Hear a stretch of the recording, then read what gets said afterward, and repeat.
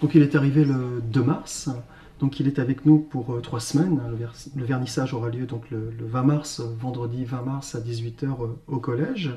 Et l'objectif c'est bien de sensibiliser donc les jeunes à l'art contemporain.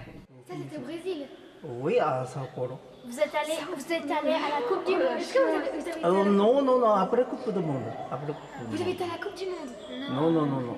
Ah, c'est trop bien. Teruisa donc Suzuki, j'ai eu l'occasion de le rencontrer par l'abbaye de Bon Repos, maintenant il y a 2 ans, 2003, donc quand j'avais été convié au vernissage donc, de son œuvre qui s'intitulait donc à l'époque l'OVNI.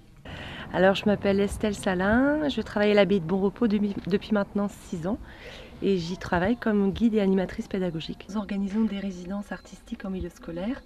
Ça veut dire que c'est un partenariat entre une structure culturelle, à savoir l'abbaye de Bon Repos, un établissement scolaire et un artiste. Donc il y a 2 ans, nous avons travaillé avec Teruisa Suzuki, qui était en résidence à Bon Repos. Et c'était un peu le coup de foudre. Voilà. Et cette année, nous avons décidé de travailler avec lui, avec l'abbaye de Bon Repos également. Nous avons été cofinancés donc, par le Conseil général et la DRAC. Et ma foi, c'est une belle expérience humaine qui associe donc les élèves sur le niveau 5e.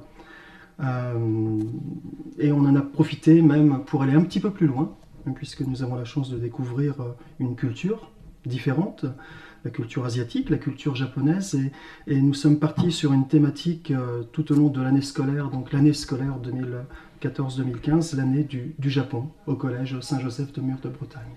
Je m'appelle Teruisa Suzuki, origine japonaise.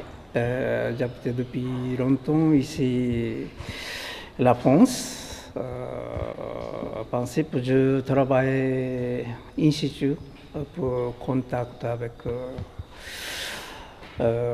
nature, quoi.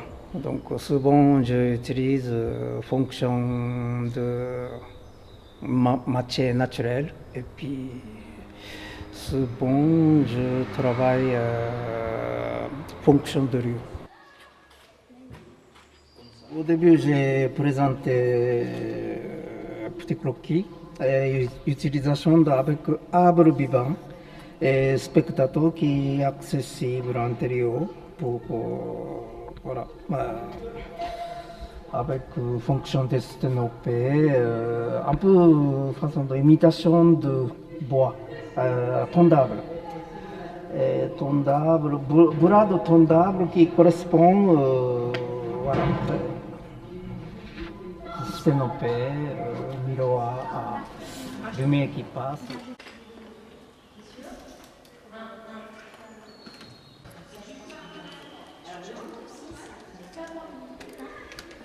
On est en train de faire un arbre à partir de matériaux naturels, donc des écorces de châtaignier. Voilà.